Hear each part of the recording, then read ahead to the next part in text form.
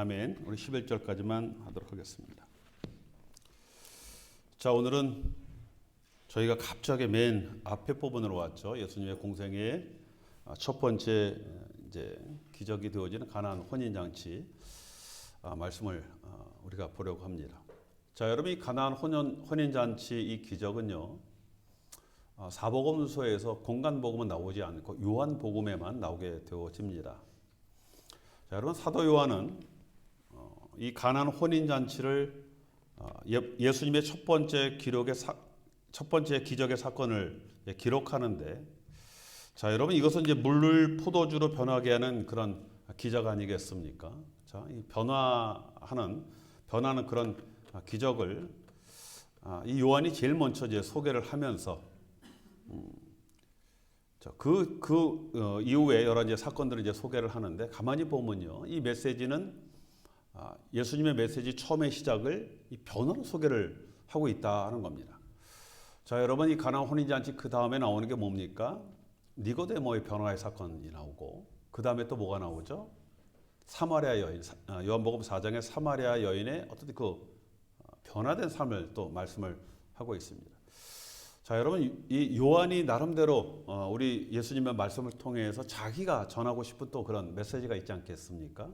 자, 이 메시지는 어쩌면은 예수님은 우리를 이 변화시키는 분이다라는 이런 어떤 강조를 하기 위해서 처음부터 이런 기적의 사건들을 이 소개를 하고 있다는 겁니다. 자, 우리가 예수를 만나면, 자, 진정으로 우리가 예수를 만나게 되어지면 우리가 변하게 되어 있다. 이것을 말씀을 한 것 아니겠습니까? 자, 여러분, 이것은 진리 아니겠어요? 우리가 예수를 만나면요, 변하게 되어 있습니다. 예수를 믿었는데 변하지 않는다라는 것은, 이것은 뭐 문제가 있는 것이죠. 여러분, 예수를 만나게 되어지면 당연히 변하게 되어 있습니다. 물이 아주 평범한 물이었던 것이 포도주라는 가치로 이제 변하는 것 같이 우리의 삶이 변화를 맞게 되어진다라는 것을 이 요한은 말씀하면서 바로 이 요한복음을 시작을 하고 있다는 겁니다. 자, 여러분, 예수님께서 공생애를 시작하면서 유대 지역에 오셔서 세례를 받고 광야에서 시험을 받으신 후에 갈릴리 지역으로 이제 다시 내려가서 가나로 이제 가시지 않습니까? 자, 여러분, 가나는 뭐 나사렛에서부터 그렇게 멀리 떨어져 있는 그런 곳은 아니고, 나다나엘이 이곳에 이제 고향이 되게 되어지는데, 그곳에 이제 결혼식이 있었습니다. 자, 우리 예수님도 나중에 이제 같이 합류를 하지만 먼저 그의 어머니였던 마리아가 먼저 가 계셨고, 또 마리아뿐만 아니라 그들의 제자들까지도 초대를 받았던 그런 그 혼인 잔치였습니다. 자, 우리 예수님께서 유대 지역에서 사역을 하시다가 이제 그 가나안 갈릴리 지역이라고 그랬죠. 거기까지 다시 올라가신 걸 보면은 아마 이것은 우리 예수님 개인적으로도 좀 중요한 결혼식이었다라는 그런 생각을 우리가 갖게 되어집니다. 자, 여러분, 유대인 결혼식은요, 며칠 동안 성대하게 잔치를 베풀죠. 또 잔치에는 양고기를 먹게 되어지고, 그것은 물이 귀하죠. 물이 있어도 석회석이 많은 그런 물이기 때문에 포도주로 만들어 마시는 그런 일들을 많이 했습니다. 자, 오늘 잔치에도 중요한 이 포도주인데, 잔치에. 근데 이 포도주가 떨어진 것이죠. 아마 예상보다는 많은 손님들이 왔지 않았을까라고 이렇게 생각이 되어집니다. 자, 결혼잔치에 포도주가 떨어졌다. 이것은요, 정말 이거 주인에게 이게 망신스러운 일 아니겠습니까? 정말 잔치에 흥이 돋아야 할 그 시점에서 그 포도주가 떨어졌다는 것은 그 잔치의 흥을 깨는 것과 마찬가지가 되기 때문에 그렇습니다. 자, 그러자 예수님의 어머니였던 마리아가 나서서 우리 예수님께 이렇게 포도주가 떨어졌다라는 어떤 그런 정보를 주죠.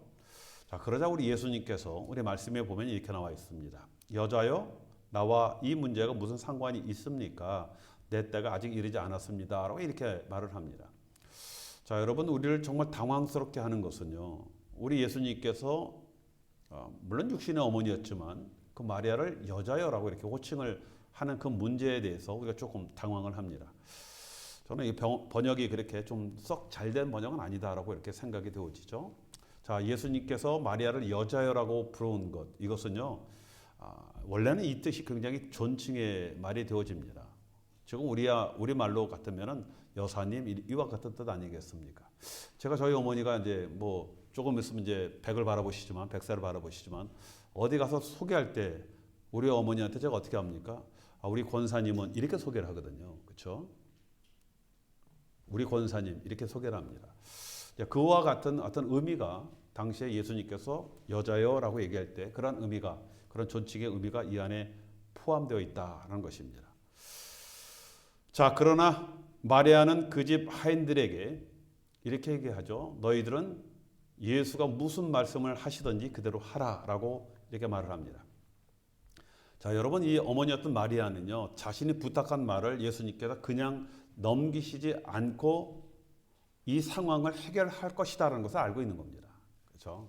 그래서 예수님께서 그렇게 얘기를 했지만은 또 이 예수가 반드시 이 문제를 해결할 것이다라는 것을 알고 있습니다. 자, 여러분 그래서 천주교에서는 마리아에게 기도를 하게 하죠. 예수님 앞에 직접 기도하지 않고 마리아를 통해서 기도를 하면은 또 그 기도를 우리의 기도를 듣고 마리아가 예수님 앞에 부탁하면 또 이와 같이 우리 예수님께서 더욱더 뭐 상황은 안 맞지만 예수님 뜻과 계획은 없지만 그럼에도 불구하고 예수님께서 그 기도를 응답하실 것이다라는 그런 의미로 이렇게 기도를 합니다. 자, 육신의 부모에게도 철저히 순종하였던 우리 예수님께서 하인들에게 이제 뭐라고 얘기합니까? 항아리에 물을 채우라라고 얘기를 합니다. 자, 그러자 하인들은 6개의 동을 항아리에 물을 이제 가득 채웠다라고 말씀을 하고 있죠. 자, 예수님은 그리고 하인들에게 그것을 떠다가 연회를 주장하는 책임자에게 그것을 갖다 주라 이렇게 말씀을 하였습니다. 자, 그러자 하인들은 예수님의 말씀을 즉각 순종해서 항아리에 물을 떠다가 연회장에 갖다 주었습니다. 자, 그런데 그 물이 포도주로 변해 있었다는 겁니다. 그렇죠? 그리고 연회장 사람들은 포도주의 맛을 보고 깜짝 놀랐다라고 이렇게 성경은 우리에게 말씀을 하고 있습니다. 자, 그래서 이제 신랑을 부르죠. 일반적으로 무슨 말씀입니까? 대부분의 사람들은 그렇죠? 처음에는 좋은 거를 주지만은 사람들 얼큰 취해서 그 맛을 제대로 알지 못할 때는 좀 품질이 떨어지는 그런 포도주를 내주는데, 그런데 당신은 뭐 처음보다 더 좋은 포도주를 이렇게 내서 우리를 참 기쁘게 한다는 이런 칭찬을 하지 않습니까? 자, 여러분, 뭐 세상 사람들은 그렇게 많이 하죠. 처음은 좋았다가 그렇죠? 나중에는 뭐 그렇게 좋지 않은 그런 일들이 많이 있지만은 또 우리 주님께서는 처음부터 또 나중에는 더 좋은 것으로 채워주시는 그런 은혜를 또 베푸시는 것들을 우리에게 말씀을 하고 있습니다. 자, 여러분 여기서 우리가 주의해서 이제 보아야 할 것은 우리가 많은 것들을 우리가 여기서 은혜가 있겠지만은 또 특별히 오늘 우리가 주목을 해서 볼 것은 물이 포도주로 변하는 기적이 일어나는 그런 과정을 우리가 좀 볼 필요가 있다라는 겁니다. 자, 예수님의 말씀이 있으신 후에 여러분 그 과정을 좀 우리가 볼 필요가 있지 않겠습니까? 자, 여러분 먼저 해야 할 것이 뭡니까? 돌 항아리에 물을 붓는 것. 여러분 유대인 사람들은 관례적으로 들어갈 때 항아리가 있죠. 정결 예식이죠. 그렇죠? 손발을 씻는 그런 정결 예식을 하기 위해서 돌 항아리를 갖다 놓습니다. 어떻게 보면은 전혀 상관이나 연관이 없는 일 같지만 그러나 주님의 말씀에 먼저 무조건 순종하는 것이 필요하다는 것을 우리에게 말씀을 하고 있다는 겁니다. 아마 거기에 모여 있는 많은 사람들이 이것저것 뭐 이야기할 것이 많지 않겠습니까? 그렇죠? 그리고 그건 결례를 행하는 항아리인데 이 항아리에 물을 채우는 것과 단체 상황에 볼 때 포도주가 떨어진 그런 상황과 이거와 도대체 매치가 안 되는 겁니다. 어느 정도 힌트가 된다면은 사람들이 뭐 이렇게 해서 이렇게 하실라나 보다라고 하는데 이거 전혀 이게 매치가 되지 않는 거거든요. 결례를 행하는 그 항아리에 물을 채우라. 그렇죠? 뭐 보니까 거기에 물이 거의 많이 없었던 걸 보면은 많은 사람들이 아마 왔었던 것 같습니다. 자, 그리고 주인에게 갖다 주라 이 말 아니겠습니까? 그렇죠? 기가 막힌 일이죠. 일하는 사람들은 이 포도주를 가져다 주어야 하는데 이 물을 갖다 주라 하는 것, 그렇죠? 이것은 참 어떻겠습니까? 자, 그런데 자, 여기서 우리가 좀 중점적으로 봐야 할 것은 무조건적 순종이 필요한 것 아니겠습니까? 뭐 논리적으로, 이론적으로, 상황적으로 이게 뭐 대충이라도 이해가 되어져야 되는데 아까 말씀드린 것 같이 상황이 전혀 맞지 않은 그런 상황을 우리 주님께서 요구를 하셨다는 겁니다. 어떻게 보면 우리 주님께서 우리의 순종을 요구하기 위해서 정말 말도 안 되는 그런 상황을 만드시고 거기를 행하게 하실 그런 의도가 있지 않았나 할 생각이 들 정도의 그런 상황 아니겠습니까? 자, 하여튼 마리아는 이것을 알고 하인들에게 예수가 너에게 무엇을 말하든 그대로 하라 이 말을 하는 것 아니겠습니까? 그렇죠? 자, 여러분 기적은요 계속적으로 말씀드리는 것지만 우리의 믿음과 순종이 필요하다는 겁니다. 믿음이 있어야 되고 믿음만 되는 것이 아니라 순종을 해야 됩니다. 갖다 물을 부어야 되는 거예요. 그렇죠? 여러분 믿음만 갖고 믿습니다가 아니라 내가 물을 떠다가 힘들지만 떠다가 항아리에 물을 부어야 되는 거예요. 하나도 아니고 6개거든요. 자, 때로는 우리의 지식과 경험과 상식의 선을 넘는 그런 일들이 있다라고 했죠. 도저히 이해가 되지 않습니다. 그럼에도 불구하고 순종이 필요한 겁니다. 말이 안 되고 이해가 안 되더라도 주님의 말씀을 믿고 순종할 때 여러분 기적이 일어나는 것 아니겠습니까? 그렇죠? 여러분 때로는 우리의 삶 속에요. 도저히 이해가 되지 않는 그런 일들이 일어날 수가 있어요. 정말 기가 막힐 정도가 아니라 이거 어떻게 말이 되지 않는 그런 상황들이 일어날 때가 있거든요. 그렇죠? 선교지에서도 친한 우리 동료 선교사님의 자녀라고 그 외동딸 딱 하나거든요. 갑자기 죽는 겁니다. 그렇죠? 이게 설명이 안 돼요. 하나님 이 상황 어떻게 이해돼야 됩니까? 라고 아무리 얘기한다고 해도 우리가 이해가 되어지지 않는 그런 상황 아니겠습니까? 옆에 있는 우리도 억장이 무너지는 정도가 아니라 이거 우리도 할 말이 없더라고요. 도저히. 그렇죠? 자, 여러분 그럼에도 불구하고 우리는 순종하는 겁니다. 그렇죠? 그때 하나님이 기적을 일으키십니다. 하나님은 우리가 여러분 감당치 못할 그런 시험을 주지 않거든요. 그럼에도 불구하고 그 안에 하나님의 뜻이 있고 계획이 있다는 것을 믿고 우리가 나갈 때 자, 우리 삶 속에 또 새로운 기적들이 일어나게 되어진다는 겁니다. 자, 여러분 나의 삶과 믿음의 기적을 체험하지 못하는 것은 우리가 하나님을 믿는다고 하지만은 결국 내 생각과 내 주장, 내 주관을 따르는 일을 하기 때문에 그런 것 아니겠습니까? 자, 여러분 그래도 기적에는 반드시 믿음과 행동이 따르는 것입니다. 자, 여러분 한 사람이요 등산을 하다가요 발을 잘못 디뎌서 실족을 해서 이제 낭떠러지처럼 미끄러 떨어졌습니다. 떨어지다가 이 사람이 엉결뼈에 나뭇가지를 하나 칵 잡았거든요. 다행히 그 나뭇가지에 대롱대롱 매달렸습니다. 자, 어떻게 되겠습니까? 하나님 살려달라고 우리 기도를 하지 않겠습니까?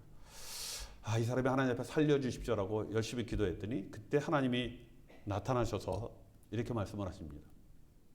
네가 정말 나를 믿느냐? 그렇죠? 그 상황에서 뭐라고 그러겠어요? 당연히 믿죠. 하나님 믿습니다. 그러니 저를 살려주십시오. 그렇죠? 그 나뭇가지 겨우 잡고 있는 처럼 믿습니다, 믿습니다 하면서 살려달라고 소리 질렀습니다.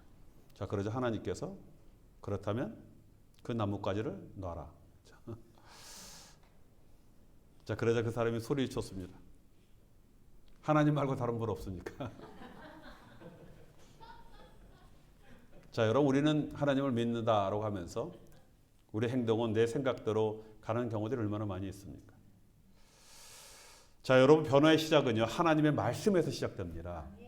변화는요 우리 안에서 시작되는 건 절대 없습니다. 모든 변화, 모든 역사, 모든 기적은 하나님의 말씀이 떨어져야 시작이 되어지는 거예요. 온 우주 만물이요 최초로 이것이 만들어질 때 하나님의 말씀이 떨어졌을 때 우주가 시작되어지고 하나님의 명령이 떨어졌을 때 시간이 시작되었거든요. 모든 것들은 하나님의 말씀에서부터 시작이 되어지는 겁니다. 하나님의 말씀이 떨어져야 변화가 되어지는 거예요.